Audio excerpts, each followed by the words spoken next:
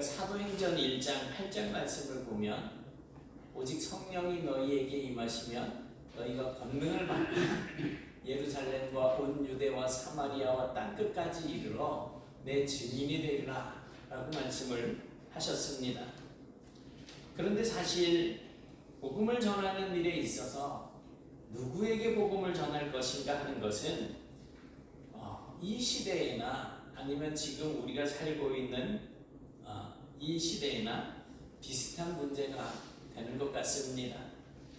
예루살렘에서 시작한 이 복음이 이제 온 유대와 사마리아를 지나서 이방 세계 곧 로마와 그리스 땅으로 퍼져나가게 되었습니다. 하지만 초대교회가 맞닥뜨린 큰 도전이 있는데 그것은 복음을 누구에게 전할 것인가 하는 문제였습니다. 왜냐하면 오늘 본문만 보더라도 이 복음이 유대인을 위한 것이냐 아니면 이방인에게도 주어지는 것이냐라고 하는 고민을 볼 수가 있기 때문입니다. 단지 이러한 문제가 선교 전략을 세우기 위한 그런 문제가 아니었습니다. 그것은 하나님의 성품과 구속사, 이 하나님의 성품과 구속사에 대한 이해, 그리고 하나님의 백성이 누구인가에 대한 정체성의 질문입니다. 히브리 전통에서 유대인들은 하나님께 선택된 민족으로 살아왔습니다. 시편 7편 6절에도 보니까 너는 여호와 내 하나님의 성민이라. 하나님께서 그들을 기업의 백성으로 택하셨다라고 이렇게 말씀을 하고 있습니다. 이 말씀은 유대인들에게 어떤 문화적인 우월감, 신앙적인 어떤 경계, 그리고 언약에 대한 자부심으로 이렇게 자부심을 가지고 살아갈 수 있도록 했습니다. 그리고 그 결과 이 사람들이 하나님의 선택된 백성, 거룩한 백성, 성민이라고 하는 이 우월감으로 인하여서 이방인들은 다 부정하고 더럽고 언약, 하나님의 그 언약 바깥에 있는 존재들이라고 그렇게 여기는 삶을 살게 되었던 것입니다.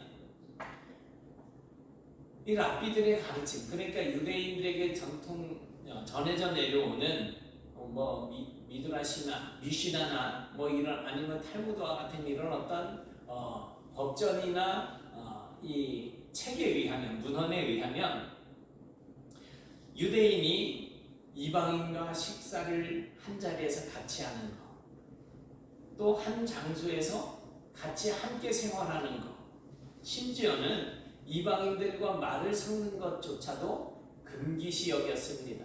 그렇게 가르쳤습니다. 그러니 당연히 이 복음을 이방인들에게 전한다라고 하는 생각은 자신들의 조상 때부터 전해져 내려오던 율법과 그 전통을 무시하는 것으로 받아들여졌고, 그렇게 이방인들에게 복음을 전하는 것은 곧 부정한 것, 죄가 되는 것으로 여겼던 것입니다. 예수 그리스도의 복음으로 형성되었던 예루살렘 초대교회는 성도들이 대부분이 유대인들이었습니다. 헬라파 유대인이든 히브리파 유대인이든 유대인들이 대부분이었습니다. 그래서 그들은 예수님을 믿었지만 동시에 여전히 율법과 그 유대주의 사상에서 벗어나지 못한 그런 상태에 있었습니다. 우리나라 사람들이 흔히 무슨 일을 이렇게 하게 되면 꼭 걸리는 것이 뭐였었느냐면 유교 사상 이런 것들이었었어요.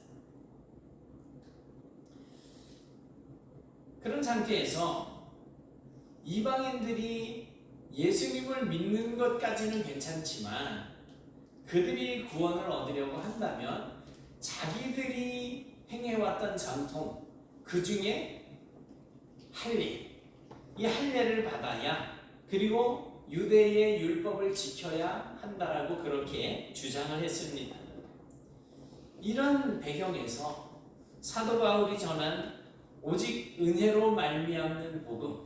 그러니까 우리의 구원은 하나님의 은혜, 구원으로 말미암아서 우리에게 이제 주어지게 되는데, 이 은혜로 말미암아 구원에 이르게 된다라고 하는 이 복음이 그들에 의해서 공격을 받기 시작하는 것입니다. 그 공격의 핵심은 바울은 이방인을 기쁘게 하려고 이 복음을 값싸게 만들고 있다. 율법 없이도 구원을 받는다라고 하는 그 바울의 주장은 정통 유대의 신앙에 대한 도전이다 라고 이제 공격을 하고 있는 것입니다. 이런 상황 속에서 바울은 자신이 이방인을 위한 사도로 인정받은 것이 진짜인지, 그리고 자기가 전하는 복음이 진짜 복음인지에 대해서 이 문제를 가지고 교회 공동체 안에, 예루살렘 교회 안에서 이제 어떻게 다루어져야지 되는가에 대해서 정리하기 위해서 바울이 예루살렘으로 이제 올라가게 됩니다. 그렇게 하면서 바울이 주장하는 것은 이거였습니다. 하나님은 사람을 외모를 보고 선택하지 않는다, 판단하지 않는다, 겉모양으로 판단하지 않는다 라고 하는 주장을 합니다. 그렇게 바울은 복음 앞에서 유대인과 이방인의 경계를 허물어뜨리는 사명을 받았던 거예요. 이방인이든 유대인이든 하나님은 그 사람의 중심, 믿음, 이것을 보시는 것이지 그 사람이 이방인이다, 유대인이다 이것을 보고 취하시는 것이 아니라는 거지. 그래서 민족의 벽, 또 율법의 벽, 그리고 유대인들이 지켜오는 어떤 전통의 벽, 그리고 그들이 가지고 있는 어떤 제도, 이 제도라고 하는 이 벽을 넘어서 모든 사람이 오직 예수 그리스도를 믿음으로 구원을 받는다라고 하는 이 복음의 보편성을 선포한 것입니다. 이러한 내용들이 중세시대에 타락해가는 천주교에 대해서 도전장을 내밀고 종교개혁을 실행하게 되는 그러한 근거가 되기도 했습니다. 그러니 여러분, 우리는 오늘 본문 말씀을 통해서 우리 역시 우리가 세상에 복음을 전하게 될 때 이 복음 앞에서 우리가 허물어뜨려야지 될 복은 어떤 것이 있는지, 또한 누구를 향해서 내가 나아가서 이 복음을 전해야 할 것인지를 생각하면서 여러분들이 이 말씀의 은혜를 누리게 되시길 바랍니다. 아멘. 이제 오늘 말씀을 보면 1절에 보니까 바울은 다시 복음의 예루살렘으로 올라갔다라고 말씀하고 있습니다. 14년 후에 바나바와 함께 디도를 데리고, 디도는 이제 헬라인이에요. 다시 예루살렘으로 올라간다니, 그러면 언제 예루살렘에 간 적이 있었어요? 14년 전에. 그래 이제 두 번째 올라간 겁니다. 그런데 2절을 보니까 이 바울이 예루살렘으로 올라간 것은 무엇을 따라서 갔다고요? 계시를 따라서 갔다는 겁니다. 여기서 계시라고 하는 말은 지난주에도 제가 잠깐 말씀을 드렸는데 어떤 뜻이라는 거였었어요? 수건으로 이렇게 덮어놓은 것 같은, 덮은 것을 이제 벗겨서 보게 한다라는 뜻이에요. 그래서 하나님께서 숨기신 것을 드러내시는 것을 말하는 것입니다. 그래서 선지자들이 항상 하나님 앞에서 말씀을 전할 때는 언제나 전제되는 것이 바로 이 계시였습니다. 하나님께서 보여주시는 것, 하나님께서 그들의 입에 넣어주시는 말씀을 전하는 것이 선지자들의 사명이었던 것입니다. 그러니까 자기 생각을 말하는 것은 선지자가 아닌 거예요. 선지자는 그래서 하나님의 뜻을 그대로 전달하는 것입니다.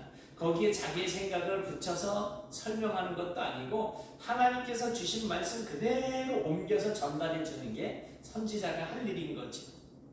그러니까 오늘 이 말씀에서도 사도 바울은 자기는 하나님께로부터 보냄을 받은 자로서 사도로서 자기의 말이 아닌 하나님의 계시를 전달하고자 했다라고 하는 사실을 우리가 알 수가 있는 것입니다. 이것은 아주 중요한 내용입니다. 이제 8절에 보면 하나님께서는 베드로를 할례자의 사도, 즉 유대인의 사도로 세우신 것처럼 이제는 바울 자신을 하나님께서는 이방인의 사도로 삼으셨다라고 말씀을 하고 있습니다. 여기서 사도라고 하는 이 말은 아포스톨로스라고 하는 원형의 단어를 사용하고 있는데요. 이 뜻이 바로 보냄을 받은 자라는 뜻입니다. 그러니까 자기를 보낸 존재의 뜻을 그대로 전달하는 역할을 하는 직분이 바로 사도라는 거예요. 그러니까 예수님의 제자들을 우리가 사도라고 이야기하는데 이 사도가 얼마나 중요한 직분인지 사도 바울은 이 사도 직분 때문에 참 많은 공격을 당했어요. 그래서 나는 하나님과 예수 그리스도로 말미암아 이 사도직을 받았다라고 하는 것을 편지를 쓸 때마다 서문에다가 주장을 하는 겁니다. 내가 사도로서 이러는 거예요. 그러니 사도 바울이 이 계시를 따라서 이제 예루살렘으로 올라가고 했던 이러한 모습들은 이제 사도 바울이 자신이 하나님의 뜻을 전달할 때는 그 계시를 따라서 하는 것이니 하나님께 보냄을 받은 사도로서 누구의 권위로 이 일을 한다는 거예요? 하나님의 권위로, 예수 그리스도의 권위로 이 일을 감당한다는 것입니다. 그래서 사도의 말은 곧 그를 보내신 이의 말로 여겨졌던 겁니다. 그렇다면 누구의 말이에요? 하나님의 말씀이죠. 예수 그리스도의 말인 거예요.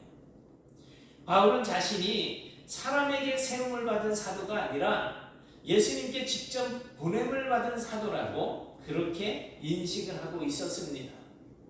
그래서 바울은 예루살렘에 있는 다른 사도들에게, 예수님의 직계 제자들이 있었잖아요. 그 다른 사도들에게도 그리고 많은 다른 사람들에게도 자기가 사도직을 받은 자로서 예수 그리스도와 하나님의 뜻을 명확하게 전달하고자 노력하고 있음을 우리가 엿볼 수가 있습니다. 오늘 우리도 사도 바울처럼 이런 사명감을 가지고 살아야 합니다. 나는 누구에게 보냄을 받은 사람인가? 나는 누구의 복음을 전하는 자인가? 내가 전하고 있는 이 복음은 다른 공동체와 동일한 것인가? 그러니까 모든 교회가 보편적으로 전하고 있는 말씀인가 하는 겁니다. 그저 나만의 생각을 가지고 가끔 이제 우리 대표로 기도하실 때 이래 보면 본인은 이게 성경 말씀이라고 인용을 하는데 성경에 없는 말을 하시는 경향이 있을 때가 있어요. 차라리 안 하시는 게 나아요. 그게 마치 자기의 생각 속에 있는, 생각나고 있는, 마치 우리 한 영혼이 무엇보다 귀하다고요? 천하보다 귀하다. 이 말씀이 성경에 있습니까? 네?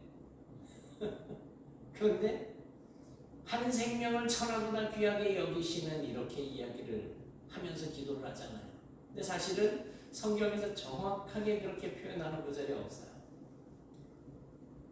그러니까 우리는 그런 어떤 생각들을 가지고 내 생각이 마치 복음이라고 이렇게 잘못 전하는 경우들이 있어요. 다른 공동체 과연 그렇게 하고 있는가 하는 거죠. 여러분, 우리는 누구도 혼자 사역하는 그런 사람들이 아닙니다. 그래서 혼자 사역하지 않습니다. 나의 확신과 내가 가지고 있는 확신과 또 성령님의 인도하심도 중요하지만 그것이 과연 교회와 그 교회 모든 공동체 안에서 전통적으로 이어져 내려오는 그 하나님의 뜻과 일치해야 하는 것은 무엇보다 더 중요한 것입니다. 그래서 사도들의 권위가, 사도들의 그 사명이 중요하다는 것입니다. 이 3절을 보면 이제 억지로 디도에게 할례를 받지 않게 했다라고 하는 이 표현이 나옵니다. 이 구절은 바울 이 사역의 중심 주제, 그러니까 이방인 선교에 대한 의지를 아주 강렬하게 보여주는 것입니다. 이방인인 디도가 할례를 받지 않게 했다라는 거예요. 디도는 이방인 그리스도인으로서 바울의 동역자였습니다. 예루살렘에 있는 다른 사도들에게서는 언감생심 꿈에도 꿀 수 없는 그러한 직분을 디도가 지금 바울로 인하여서 감당하고 있는 것입니다. 그러나 예루살렘에서 어떤 유대인들이 이 디도에게 할례를 받으라고 강요를 하게 됩니다. 이때 그들이 디도에게 할례를 받으라고 강요하는 그 순간에 바울은 단호하게 거절을 하는 거예요. 디도는 할례를 받지 않아도 된다라는 겁니다. 왜냐하면 이것은 단순하게 할례를 행하는 것으로 하나님의 백성이 되게 하는 어떤 그 예식의 문제가 아니라 복음의 본질, 우리가 구원을 받는 것은 할례를 받아서입니까? 아니면 예수를 믿어서입니까? 이 본질을 의미하는 것입니다. 그러니까 믿음으로 의롭다 함을 입게 된다라고 하는 이 은혜의 복음이 할례 받아야 구원을 받는다라고 하는 이 주장 때문에 훼손될 위기가 되기 때문입니다. 그렇다면 히브리적인 관점에서 할례라고 하는 것은 어떤 의미가 있었길래 바울이 디도의 할례를 그렇게 적극적으로 반대를 한 것일까요? 할례는 이제 구약에서 하나님의 언약 백성이라고 하는 표식이었습니다. 우리는 길거리 가는 군복을 입고 머리를 짧게 하고 이렇게 베레모를 쓰고 있는 사람을 보면 아, 저기 누구라 그래요? 아, 제 말이 좀 어려웠나요? 우리는 저 사람이 군인인지 아닌지 어떻게 분별할 수가 있어요? 그 사람이 입고 있는 옷. 우리는 저 사람이 국회의원이다 아니다 라고 하는 것을 어떻게 알 수가 있어요? 배지를 보면 알 수 있죠. 저는 제가 목사인지 아닌지 다른 사람, 저를 모르는 사람들이 저를 보면 잘 모르잖아요. 그래도 우리가 옛날에는 이 구약시대에는 하나님의 백성인지 아닌지 구분할 수 있는 이 징표가 뭐냐면 할례라는 거예요. 남자의 꼬치의 끝을 잡아당겨서 돌멩이로 잘라서 그렇게 하는 게 할례잖아요. 이것이 하나님의 백성이라고 하는 표식이라는 거죠. 유대 랍비들은 그래서 할례를 받지 않는 사람은 하나님의 백성이 아니고 그래서 이방인은 여전히 부정하다라고 가르칩니다. 그래서 그 당시 유대인 그리스도인들 중에 일부는 예수님을 믿는 이방인도 언약의 백성의 표인 할례를 받아야 진짜 구원받은 자가 된다라고 주장을 한 것입니다. 하지만 바울은 디도에게 할례를 받게 하려고 하는 것을 단호하게 거절했습니다. 왜냐하면 그것은 예수를 믿음으로 구원에 이르게 된다라고 하는 이 복음을 율법으로 덮어버리는 그런 시도였기 때문입니다. 바울은 이 문제를 단순하게 전통에 따라 할례를 받느냐 마느냐 하는 문제가 아니라 복음의 본질을 파괴하는 일로 여겼던 것입니다. 그래서 바울은 그런 시도들에 대해서 그들에게 한순간도 복종하지 않았다라고 그렇게 말하고 있는데 이것은 바울의 어떤 단순한 고집 때문이 아니라 하나님의 은혜와 인간의 어떤 행위를 섞어버리려고 하는 그들의 악한 시도를 막으려고 했던 것입니다. 그래서 다른 어떤 종교에서 선을 행해서 구원을 얻는다. 다른 교단에서 선을 행해서 구원에 이를 수 있다라고 주장하는 이러한 사람들의 생각을 섞어놓은 것을 우리는 거부하고 있는 겁니다. 여러분, 바울은 오늘 본문에 보니까 할례를 받아야 된다라고 하는 이 할례주의자들을 뭐라고 부르고 있느냐 하면 교회에 가만히 들어온 거짓 형제들이라 라고 이렇게 부르고 있습니다. 거짓 형제라는 거예요. 이것은 어떻게 보면 영적인 전투의 분위기를 담고 있습니다. 왜냐하면 가만히 들어왔다라고 하는 이 말은 몰래 비밀스럽게 남들에게 밝히지 않고 조심스럽게 들어왔다는 말이잖아요. 마치 이것은 겉으로 보기에는 그리스도인인데 사실은 율법을 지켜야지 된다라고 하는 이 유대주의를 가지고 교회 안으로 몰래 들어와서 복음을 훼손하고 예수를 믿어 의롭다함을 받고 구원을 얻는다라고 하는 이 복음을 그래도 구원을 얻으려면 율법을 지켜야지 된다라고 이렇게 주장하는 자들에게서 이 사도 바울이 복음을 지켜내려고 하는 이런 모습을 보이고 있기 때문입니다. 그러니 거짓 형제들과 사도 바울이 지금 영적인 전쟁을 벌이고 있는 거예요. 할례를 받느냐 안 받느냐에 대한 문제가 바로 그런 문제로 보여지고 있는 겁니다. 실제로 1세기 유대교 그 그리스도인들 중에 일부는 복음을 받아들이면서도 예수님을 믿어야 구원을 얻는다라고 하는 이 복음을 받아들이면서도 율법을 포기하지 못한 혼합적인 신앙에 물들어 있었던 사람들이 있었습니다. 마치 우리 한국 교회에 유교 사상과 또 불교 사상과 기독교가 섞여 있는 듯한 이러한 모습들이 그들에게도 있었던 거예요. 그리고 이러한 모습은 교회를 갈라지게 할 정말 아주 위협이 되었습니다.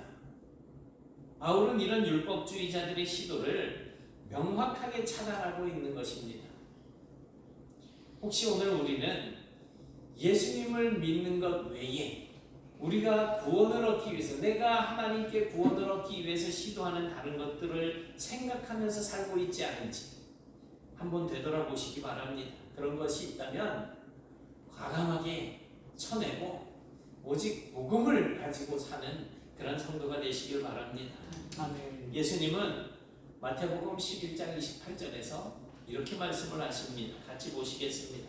시작. 수고하고 무거운 짐진 자들아 다 내게로 오라. 내가 너희를 쉬게 하리라. 나는 마음이 온유하고 겸손하니 나의 멍에를 메고 내게 배우라. 그리하면 너희 마음이 쉼을 얻으리니 이는 내 멍에는 쉽고 내 짐은 가벼움이라 하시니라. 아멘. 수고하고 무거운 짐은 뭘까요?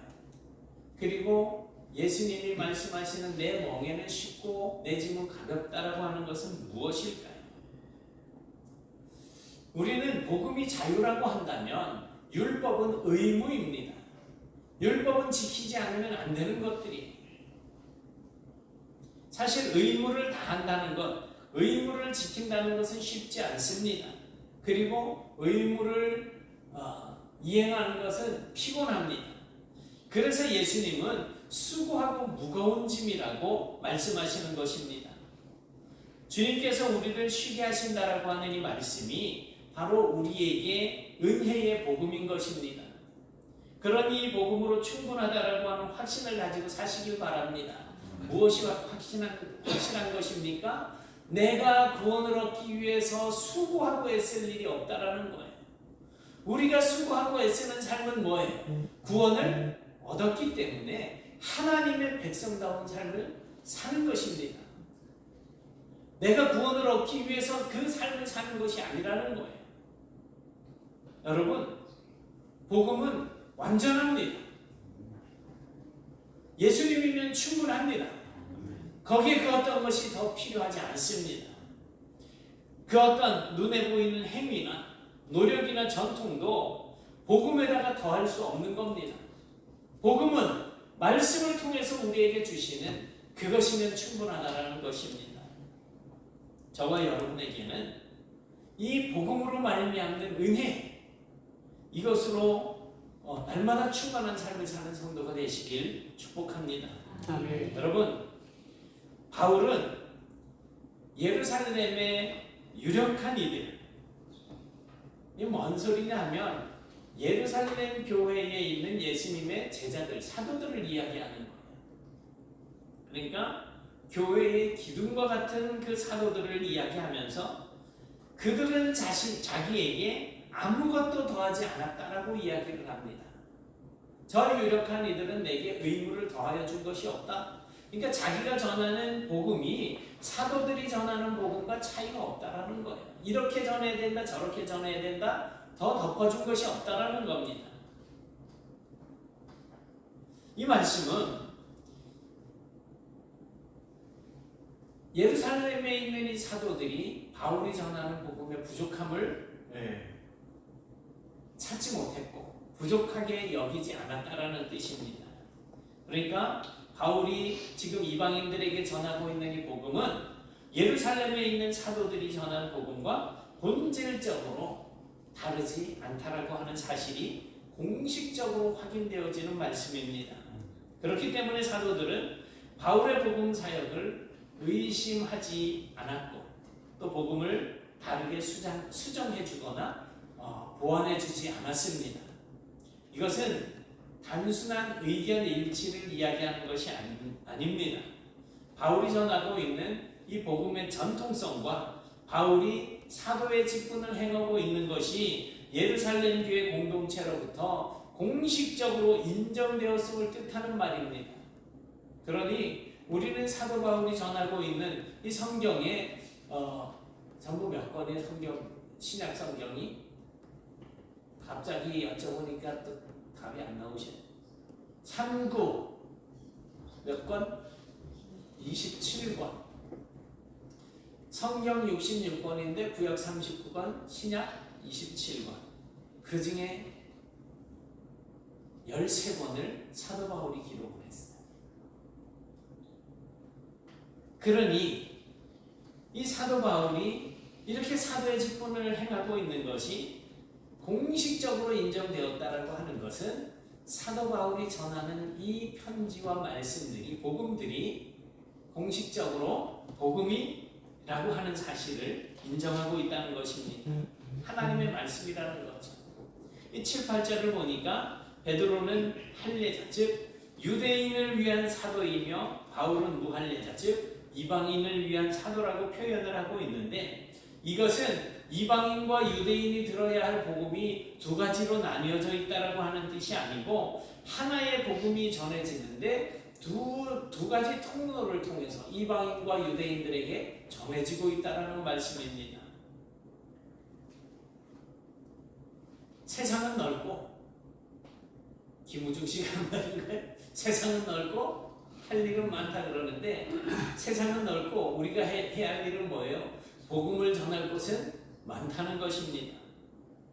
이 땅 위에 있는 각 나라와 족속들은 각기 다른 환경과 문화 속에서 살고 있습니다. 그러나 하나님께서는 그 모든 나라와 족속들이 오직 예수 그리스도의 이름으로 말미암아 구원을 얻게 해주셨습니다.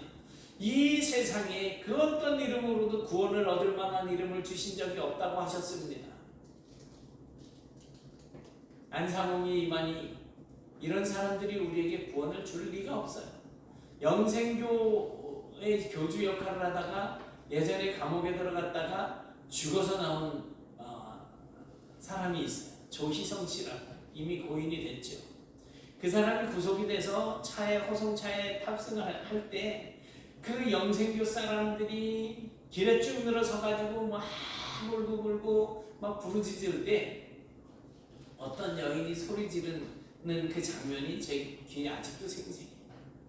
주여 주여 하면서 우리 주님은 반드시 부활하실 거라고. 그 사람들 종교 이름이 영생교의 영생교. 그래서 반드시 부활할 거라 그랬는데 아직까지도 부활 못하고 있어요.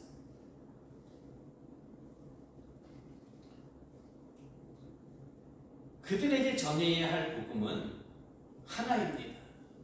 그리고 그들이 들어야 할 복음도 우리가 알고 있는 복음과 똑같아야 합니다.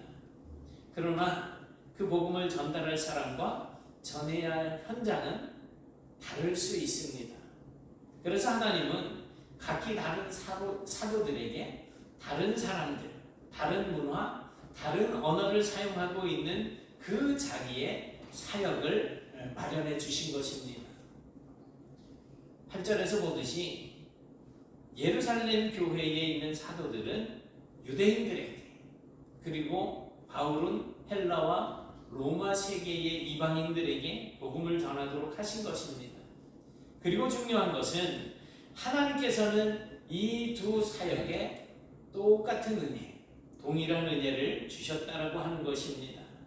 사랑하는 여러분, 교회는 복음을 전하지만 모두가 같은 방식, 또 같은 대상, 같은 지역으로 부름을 받지는 않았습니다. 그러니 여러분, 우리가 누군가에게 복음을 전해야 할 때 내 마음에 든다 안 든다 구분 지을 필요가 없습니다. 그것은 오히려 복음을 차별하고 그저 내가 하나님의 말씀에서 어긋난 삶을 사는 것이 되기 때문에 조심해야 할 일입니다. 어떤 이들은 복음을 전할 때 젊은이들을 향한 사역자, 또 어떤 이들은 말이나 문화가 다른 그런 자들을 향한 사역자, 어떤 이는 문화와 예술을 통해서 복음을 전하는 사역자, 또 어떤 이는 건강을 잃은 자들, 그들을 위해서 위로하고 희망을 주고 소망을 주는 그런 사역자, 또 어떤 이는 도시에서 복음을 전하는 사역자, 그런가 하면 어떤 이는 농촌이나 어촌에서 그 복음을 전하는 사역자로 그렇게 부름을 받습니다. 그러나 그 모든 부르심이 복음 하나로 출발한 다양한 길들이라는 거죠. 복음은 같습니다. 누구에게나 똑같은 복음이 전파되어져야 됩니다.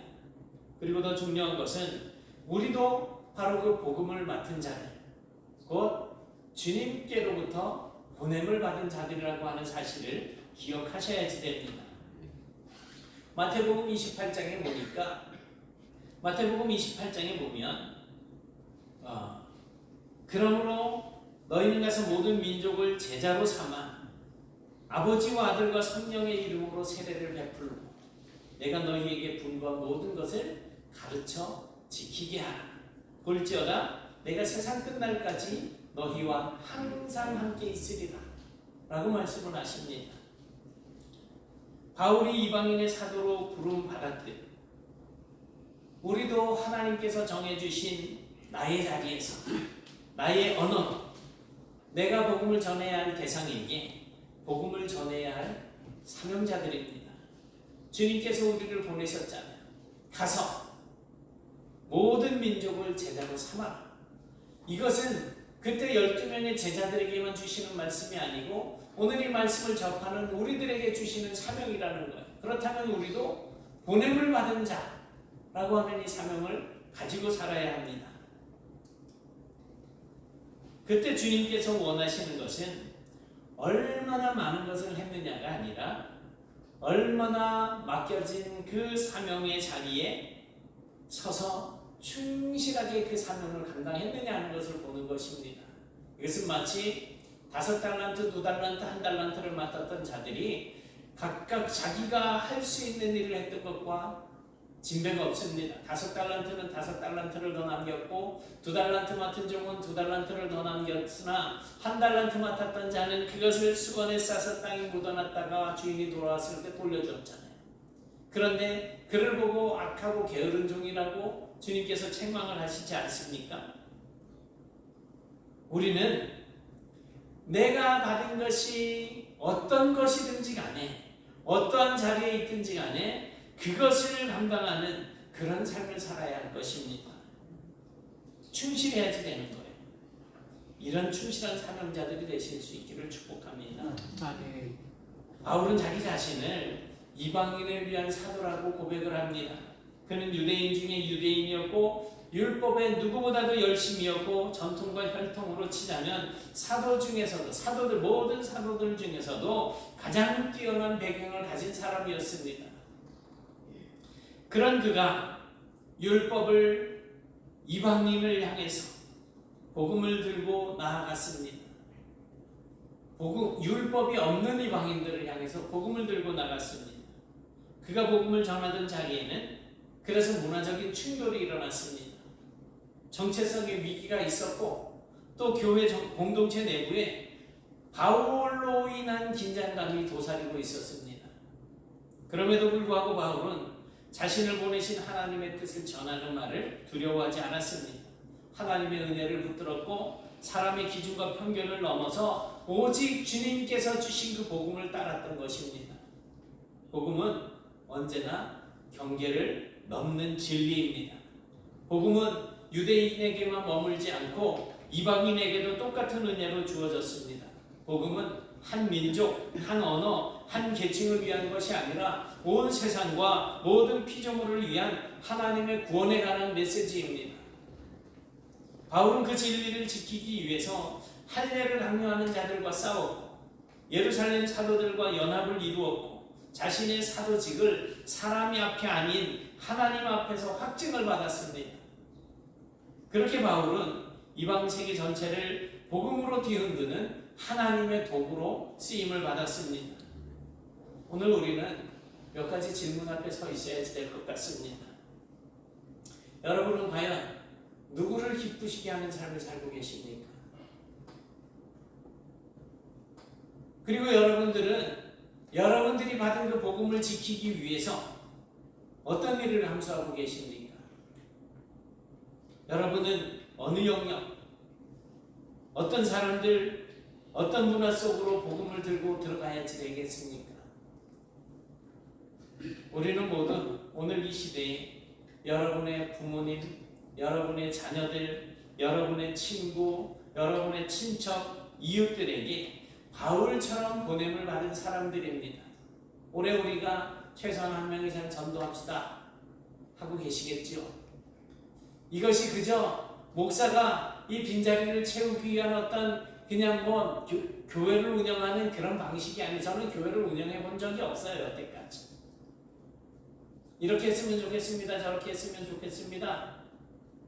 말 한마디 꺼내도 여러분들이 반응이 없으면 그냥 제가 덮고 넘어가잖아요. 어떻게 해서든지 빈자리를 채워나가는 것이 맞겠지만 여러분들이 과연 사명감을 가지고 하는 것이냐 아니면 목사의 말 한마디로 인해서 부담감을 가지고 숙제처럼 하는 것이냐 차이가 있는 거예요. 여러분들 한 지붕 안에 살고 있는 자식들, 부모들, 형제들, 이웃 친척들, 주님을 섬기는 자리에 아직 나오지 못하는 자들이 있으면 이 바울이 가지고 있는 사명의식을 가지고 사셔야지 됩니다. 그게 보냄을 받은 자의 삶이기 때문에 그렇습니다. 이제 이 바울처럼 이 사명을 충실히 감당하면서 살아가시는 저와 여러분들이 되실 수 있기를 주님의 이름으로 축원합니다. 아멘. 사랑의 하나님 감사합니다. 아멘. 주님께서 저희들을 불러주시고 하나님의 백성 삼아주시며 또 이 어둡고 혼란스러운 시대에 하나님의 복음을 들고 보냄을 받은 이런 사명자의 삶을 살게 하시니 감사합니다.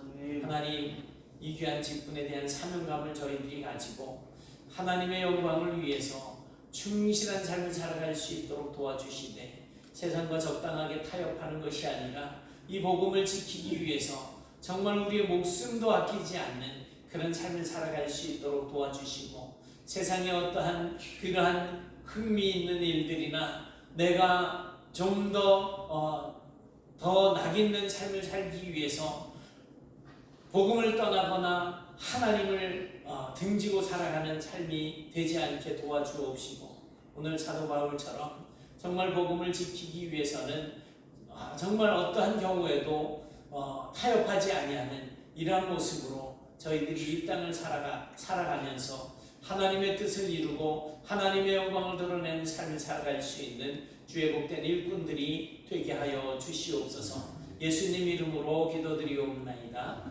아멘.